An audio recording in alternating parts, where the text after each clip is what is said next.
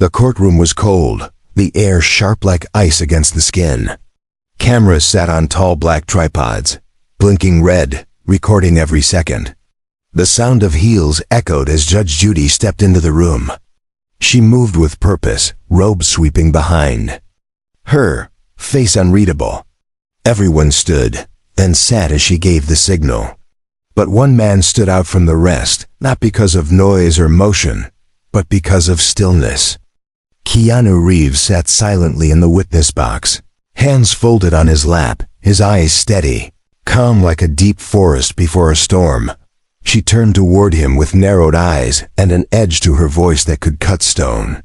"Mr. Reeves," she said slowly, with deliberate tone, "is it true you claim faith as a guide in your life?" The words carried weight, not just because of what they meant, but because of how they were said. The room leaned forward, whispers quieted. Even the air stopped. Moving. Keanu looked at her. Not with defiance, not with fear, but with something quieter. "Yes," he said, voice barely above a whisper, but somehow it carried to every corner. "I believe in something bigger than myself. I believe in kindness. I believe in grace." She tilted her head, the corner of her mouth twisted. "Grace?" She scoffed. "You're a Hollywood star. People like you talk about faith when cameras are rolling. But where's that faith when real life hits hard? Are you telling me that kindness gets you through grief? Through betrayal? Through loss?" The words hit like thunder. For a moment, even Keanu's breath paused. He blinked. Then slowly he nodded. "Yes," he said again, "especially then." Judge Judy leaned back in her chair, expression unreadable. "Interesting," she said dryly. "Let's see if the court finds that believable." The reporters shifted, pens ready, ears open. Some expected him to stumble. Others waited to catch a fake tear. But Keanu didn't perform. He simply spoke. "My sister was sick," he began, his voice soft. "Leukemia. Years of fighting. I was in the middle of filming, flying back and forth. But whenever I could, I sat beside her hospital bed. Not with grand speeches, just silence, just presence. I read to her, held her hand. Sometimes we said nothing. And still, it meant everything." His eyes didn't shine with tears. They burned with memory. "I lost my best friend to drugs. River Phoenix. I was 23. People saw us as rising stars, living dreams. But when he died, something broke in me. And no amount of success could fix that. No movie, no fame. The only thing that helped was learning to stay grounded. To keep giving, even when no one saw it." He paused, breathing slow. "That's what faith is. It's not about cameras. It's about the moments when no one's watching." Judge Judy squinted at him. "You think your quiet kindness replaces justice?" she asked. "What about anger? Don't you ever want to fight back?" Keanu's lips curved, not into a smile but into something close to understanding. "I have fought," he said. "Not with fists, not with rage, but with choice.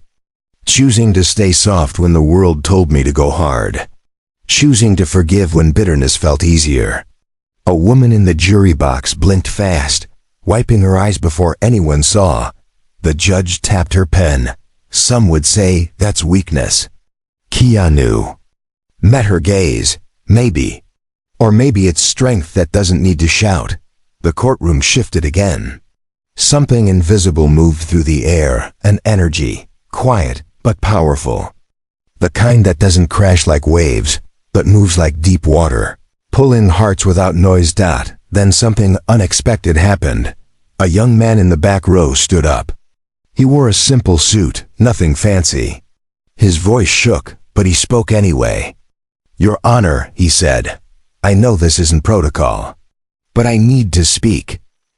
Gasps broke out. The bailiff moved toward him, but the judge raised her hand. "Go ahead," she said sharply. "But make it quick," the man nodded. "I used to work nights at a gas station. One winter, the heater broke. I was freezing. No gloves, no coat. Around 2 in the morning, a man came in. He was quiet, bought coffee and a sandwich. Before he left, he took off his scarf, handed it to me, and said, "You shouldn't be out here cold." Then he walked away. His eyes turned to Keanu. "That man was you." Keanu looked down, almost embarrassed. But he nodded once, slow and humble. The young man sat down again. Silence returned, deeper than before. Judge Judy's lips parted slightly, but she didn't speak for a moment. Then she said, "That's nice, but stories don't prove anything. Words are easy. You still haven't answered. Why hold on to something as fragile as faith in a world like this?" Keanu stood slowly. His posture was calm, but there was power behind it. Not the kind that shouts. The kind that has been tested by fire and came through scarred, but standing. Because, he said, this world breaks people every day. And sometimes, all we have left is how we treat each other. He turned slightly, looking at the jury, the cameras, the silent walls. Faith doesn't promise safety. It doesn't remove pain. But it gives us something to stand on when everything else falls. For me, that's kindness, humility, love. I've seen too much loss not to believe in something greater than myself. And if that belief makes me a fool, then I'll be a fool with peace in my heart. Judge Judy didn't reply. The room stayed silent. Outside the courthouse, social media began to explode. Clips of the testimony spread like wildfire. Not because of drama, but because of honesty. People didn't see a celebrity. They saw a human being standing in the storm, without armor. And the world paused to listen. The news cycle exploded like a storm the morning after. Clips of Keanu Reeves standing calmly in front of Judge Judy were everywhere. Not edited with dramatic music, not twisted for scandal, but raw, slow, and full of quiet truth. People were sharing the video not for entertainment, but because something about it touched something deep inside them. Something they didn't know they needed. The way he spoke. The way he stood still. The way he answered mockery not with rage, but with peace. Millions watched. Thousands wept. And in all the noise, Keanu Reeves did the one thing no one expected. He disappeared. While the network screamed and the journalists begged for interviews, Keanu boarded a late train out of the city. No private jet, no security team. Just a coat, a small bag, and a ticket in his hand. He sat by the window, looking out at the passing world, eyes thoughtful but tired. No one recognized him at first, but an old woman sitting beside him leaned over gently and whispered, "I saw what you said yesterday. It gave me courage." He turned to her, offering a small smile. "Thank you," he said quietly. "That means more than you know." She patted his hand. "I've lost 2 sons, one to war, one to addiction. People always tell me to move on. But you reminded me that grief doesn't make us weak. It means we loved." Keanu didn't answer at once. He just held her hand for a moment. And in that stillness, something passed between them, something words couldn't explain. As the train rolled on, Keanu thought about the courtroom. Not the cameras, not the judge, but the moment the young man stood up and spoke about the winter night and the scarf. He hadn't remembered the face, but he remembered the cold. He remembered the silence. And he remembered the simple choice to give when he had nothing else to offer.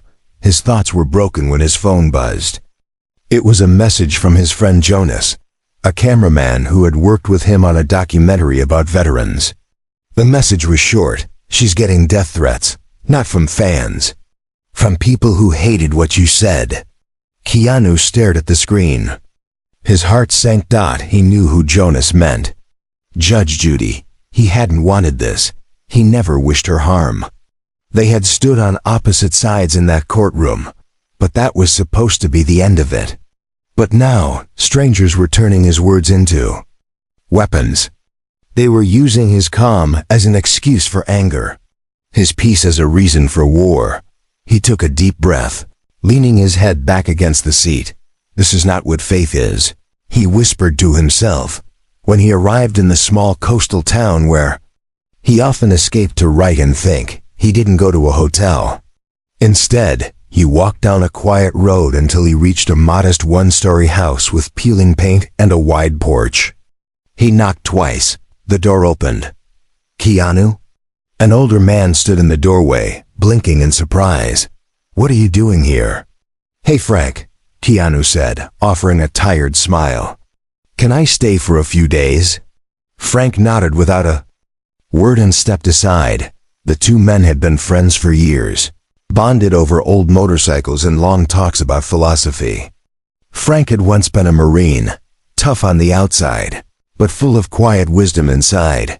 They sat on the porch that night, watching the ocean move like a breathing thing. "You stirred something deep," Frank said after a long silence. "And now, the world split open. How do you feel?" Keanu stared at the sky, like I lit a candle and someone turned it into a fire. Frank chuckled. "That's the thing about truth. It doesn't stay in one place. It spreads, but it also burns." Keanu nodded. "I didn't want people to fight. I just wanted to show that gentleness isn't weakness." "And you did," Frank said, "but people will twist anything. Even kindness." The next morning, Keanu woke early. He sat on the shore, writing in a small notebook. Not a script, not a speech. Just thoughts, feelings. He wrote about his mother, who raised him alone. He wrote about the silence after loss. He wrote about the days when he didn't want to wake up, but still did. And he wrote about how every act of kindness he gave out felt like a piece of healing returned to him. Meanwhile, in the city, Judge Judy stood alone in her chambers. She held a printed-out letter in her hands. It was unsigned, filled with rage, calling her names no one deserved to hear. Her hands trembled. She sat down heavily. Not because she felt guilt for what she had said, but because she never expected the world to turn so vicious. She looked at the picture on her desk. Her late husband, gone 10 years now. He was the one who taught her to argue sharp but live soft, to speak with force but love with heart. Had she forgotten that? She sighed deeply, feeling something heavy in her chest that she hadn't felt in years. Regret. A knock came. Her assistant peeked in. "You have a message," the assistant said, voice cautious. "From who?" "Keanu Reeves." Her heart skipped. She stood slowly. "Bring it in." It was a letter, handwritten. "Dear Judge Judy, I know things have taken a strange turn. I never meant to hurt you or anyone else. We come from different worlds. But both of us stood in that room because we care about truth. I forgive what was said, because I know pain sometimes wears the mask of strength. And I hope others will choose forgiveness too. Not because we are perfect, but because we are human." Keanu sat down, staring at the letter. Her hand stopped shaking. Her eyes, for the first time in many years, filled with tears. The next day, she released a statement. Short, honest, and unexpected. "We are all learning. I thank Mr. Reeves for reminding me that humility is not weakness. It is the beginning of wisdom." The media didn't know what to do with that. There was no scandal, no drama, just two people choosing peace over pride. But the world listened, not because of the fame, but because real kindness is rare, and when it shows up, it echoes. The days passed slowly in the coastal town. Each morning, the ocean whispered through the wind, and Keanu Reeves sat in the same place by the shore. He didn't speak much. He didn't post online or reply to the calls piling up on his phone. Instead, he listened to the waves, to the stillness, to the thoughts that rose when the noise was gone. He wasn't hiding. He was healing. Every few hours, a stranger would pass by, someone who recognized him not from movies, but from the courtroom. They wouldn't ask for selfies. They wouldn't bring up Hollywood. They just said small things like, "Thank you," or "That helped me," or I needed to hear someone say that staying kind is still worth something. And Keanu always gave the same gentle nod, the kind that said, I see you, and I mean it. But one afternoon, something changed. A small girl stood near the water, her shoes off, her toes buried in the cold sand. She was maybe 9 or 10. With tangled hair and a scarf wrapped too tightly around her neck, she didn't look at him directly. Just watched the ocean like it held a secret she couldn't understand. Keanu noticed her from a distance. Something about her stillness felt familiar, like she wasn't just standing there. She was holding something inside, something too big for her age. After a while, he walked over slowly. Hey, he said softly. Cold out here. She shrugged. You waiting for someone? She shook her head. He sat down a few feet away, giving her space. I used to sit like this when I was little, he said. I used to think the waves were trying to talk to me. The girl looked at him then. Her eyes were too serious for her age. What did they say? Keanu paused. They told me to breathe, to stay. Even when it hurt. She didn't speak for a while, then finally whispered, My mom says I'm broken. Those words hit Keanu like a stone in the chest. Not because they were loud, but because they were true. Not the meaning, but the pain behind them. Why does she say that? He asked gently. Because I cry too much. I don't talk to people. I draw things that make her mad. Keanu looked out at the sea. Sometimes people call others broken because they don't know how to understand their pain. But you're not broken. You're just carrying feelings no one else can see. She looked down. You're the man from the TV, the one who didn't yell back. Yeah, he said quietly. I like that. I wanted to be like that. He smiled. You already are. They sat there together, watching the waves crash and pull back again, like a breathing rhythm too old to break. When she finally walked away, she didn't look back. But Keanu stayed seated, hands in his lap, heart heavy and hopeful at the same time. He didn't know her name. He didn't need to. Some connections didn't need explanations. They just stayed. That night, Frank sat beside him on the porch again, sipping coffee from a chipped mug. You're not just healing yourself. You know, Frank said. Keanu looked up. You're reminding people how to be human. Keanu gave a half smile. I'm not trying to be anything. I just want to stay soft in a hard world, Frank nodded. That's exactly why it matters. Meanwhile, in a small newsroom across the country, a young journalist named Emily was writing an article. She had been following the story since the courtroom moment. She hadn't written about celebrities before. She usually covered local school events, community gardens, and lost pets. But something about Keanu's courtroom reply had changed her. The article was called, When Kindness Refused to Fight Back. And in it, she wrote, We've seen enough people yell louder, act tougher, and tear others down. But what happens when someone does the opposite? What happens when a man listens instead of shouts, forgives instead of attacks? Something rare happens. People remember what it feels like to be safe. Not just entertained, but seen. Keanu Reeves reminded us that decency doesn't make headlines, but it does make healing possible. The article went viral overnight. Not because it was sensational, but because it was quiet. And people were starving for quiet truth. Messages began pouring in. From parents, from veterans, from lonely teenagers, from nurses and teachers and strangers who said things like, I thought I was weak for feeling too much, or I've been angry for years, but your words helped me let go. Keanu read every message with care. He didn't reply to all, but he felt every one.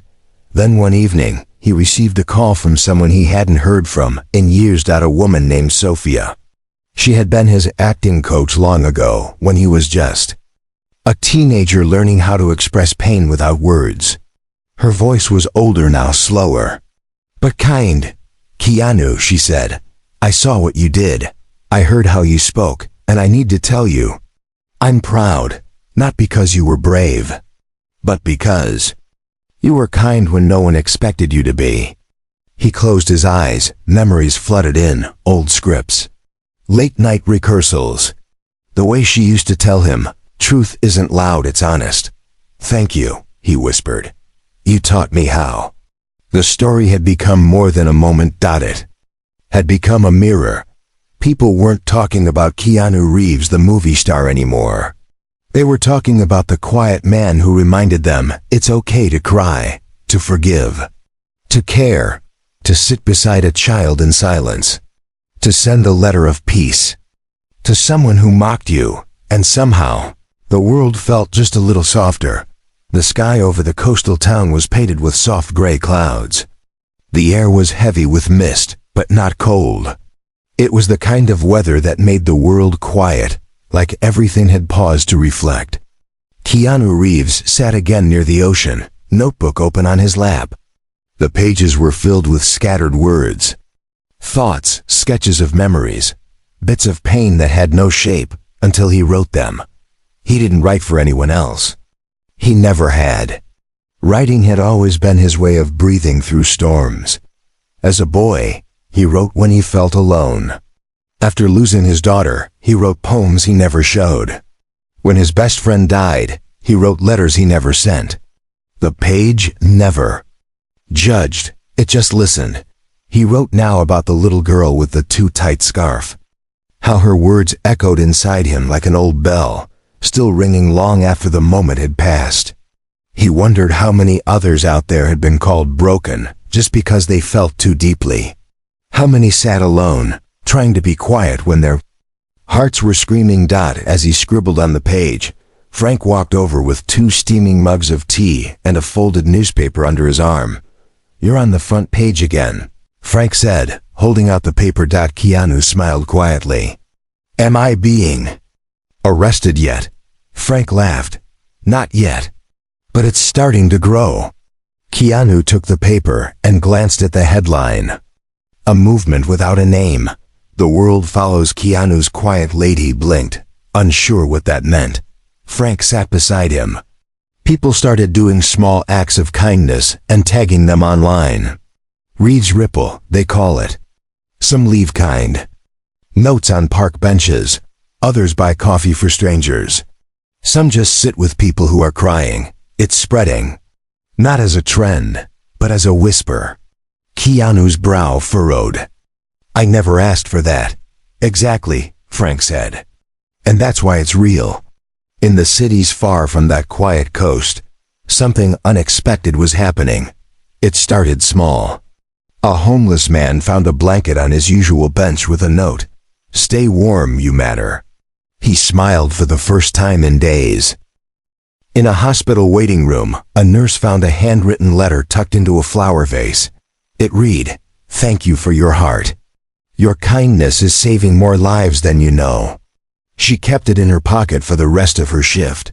A veteran, haunted by memories and loneliness, walked into a diner and found his meal already paid for.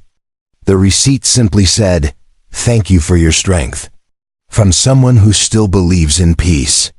And in each of those moments, people didn't shout about what they did. They didn't record it.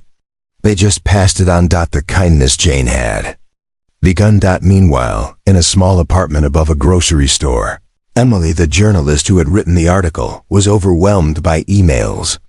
People were sending her stories, not about Keanu's films, but about what they had seen, felt, or done because of his example.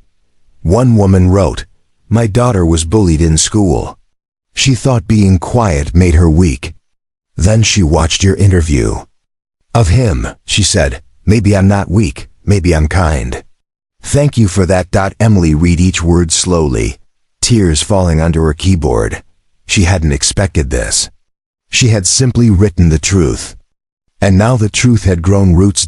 She decided to follow the story deeper. She reached out to the little girl by the ocean. Her name was Lucy. She lived with her mother, who worked long hours and didn't understand why Lucy didn't smile more, talk more, or play like the other kids.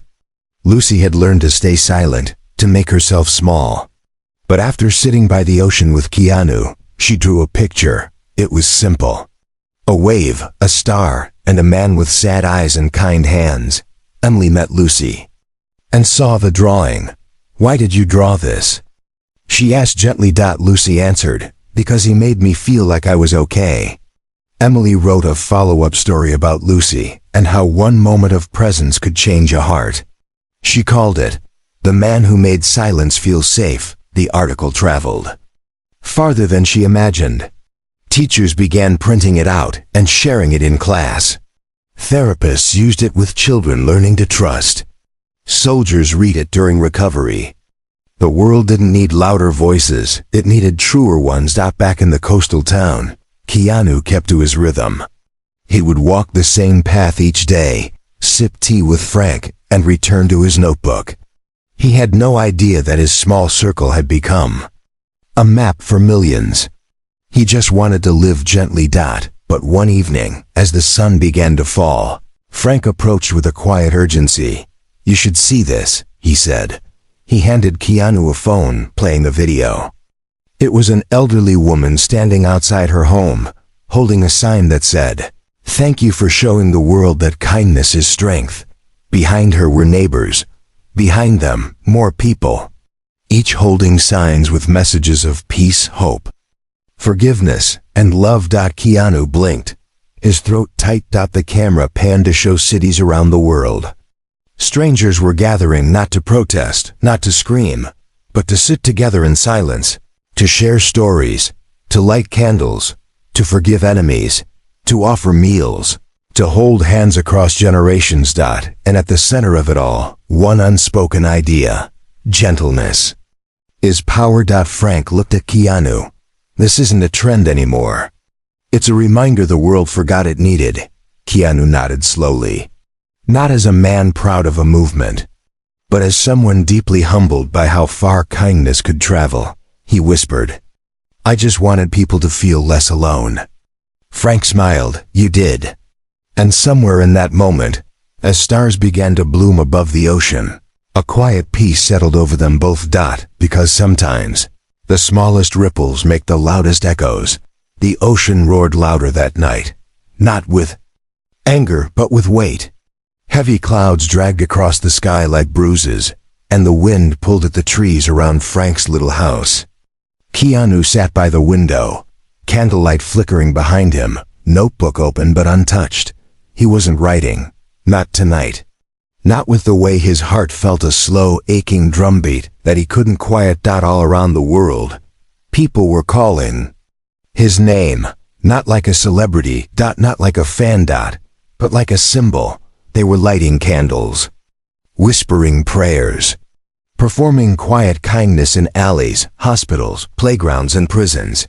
It was beautiful, it was honest.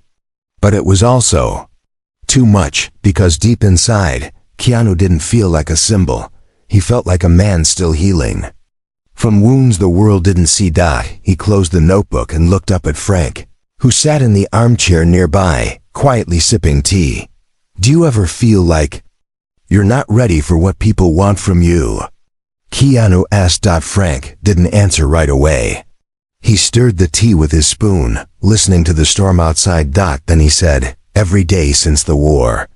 Keanu looked at him, waiting. Frank continued, "When I came home, people called me brave, strong, a hero, but I didn't feel any of those things. I felt scared, guilty, broken, like I had left pieces of myself in places I couldn't return to.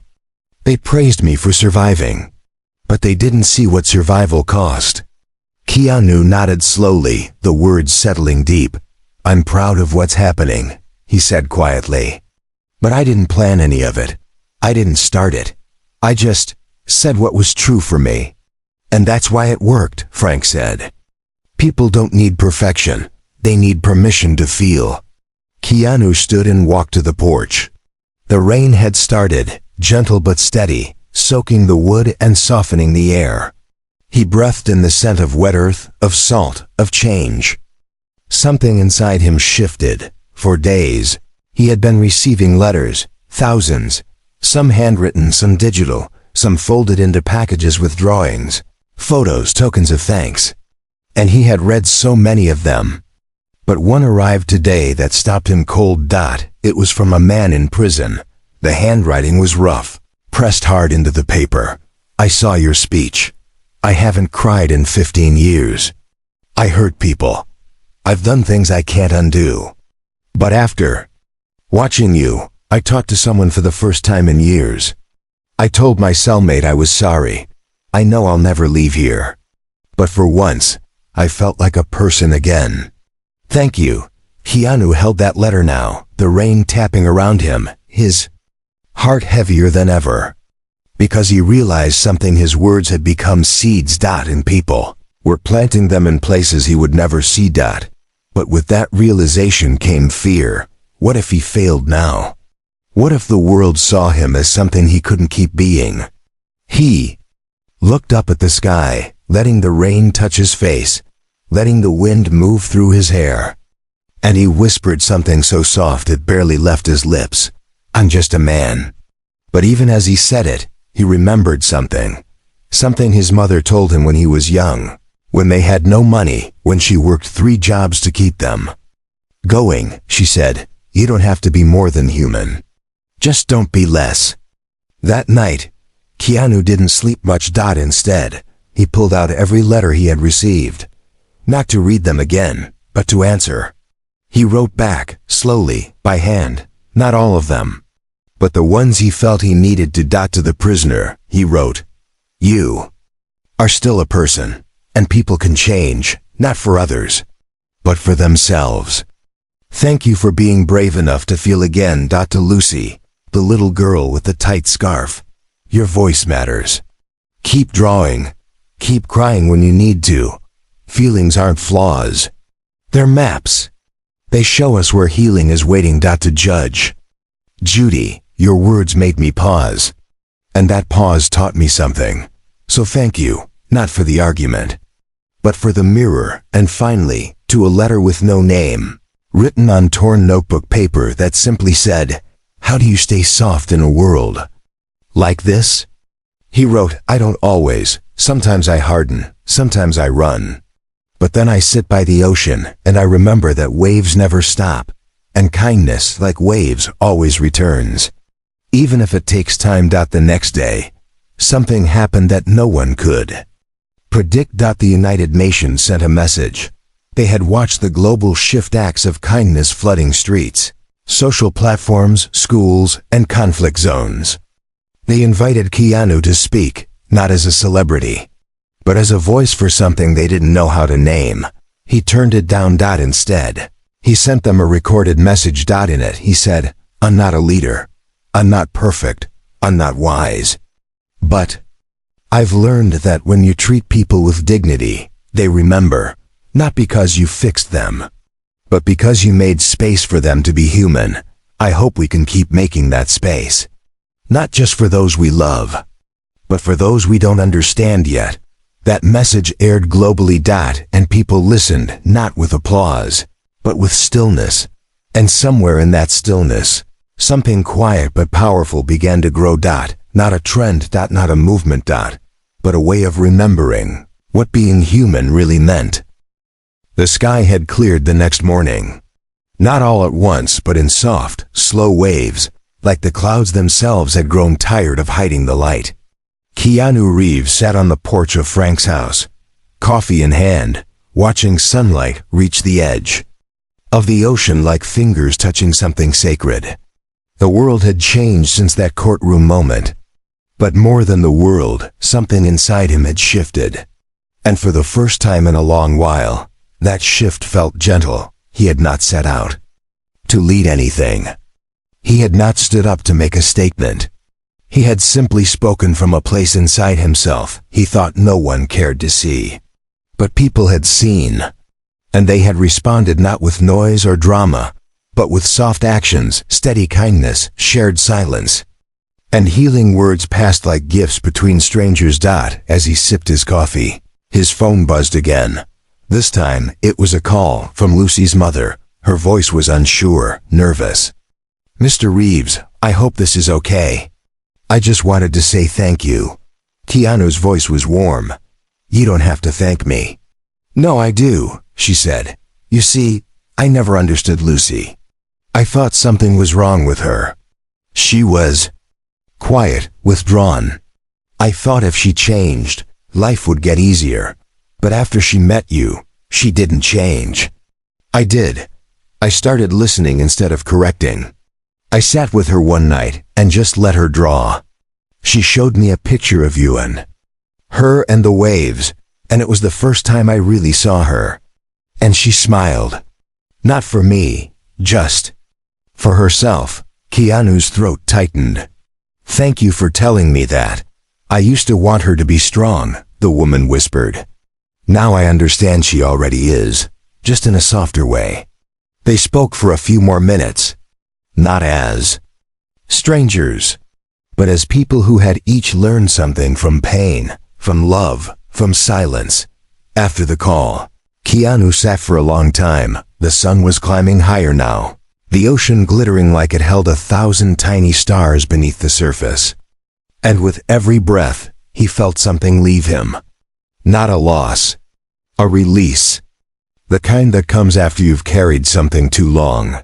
And finally, you don't have to anymore. Frank joined him on the porch again. You going back? He asked. Keanu nodded slowly. Yeah. Not to the spotlight. Just back to the world. You sure? I'm not sure about anything, Keanu said with a soft smile. But I know I've still got more to give. And I think people still need reminders. That being kind is enough. That being broken doesn't mean being worthless. That staying soft is the bravest thing you can do, Frank nodded. Then go remind them. A few weeks later, Keanu returned. To the city. No red carpet. No press tour. He walked the sidewalks like everyone else. Hands in pockets. Soft footsteps. His beard a little longer. His heart a little fuller. And wherever he went, he left behind something invisible. A man on the subway stood up to give his seat to an old woman. A cashier handed a sandwich to someone who couldn't pay. A child shared their drawing with another lonely kid at school. Little echoes from a quiet ripple that started in a courtroom. And one evening, Keanu stood alone outside that same courthouse. No cameras, no audience, just him. He looked at the building, then at the bench outside it, and sat down. For a moment he remembered every word, every breath, every pause. He didn't relive it with pride, he relived it with peace. Because he had said what was real, and that was enough. A man passed by, recognized him, but didn't stop. Just gave him a nod that meant, thank you.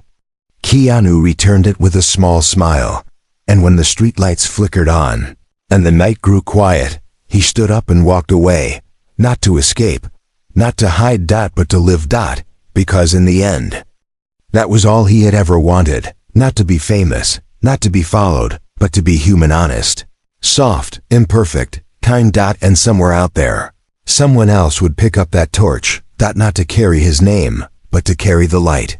The end.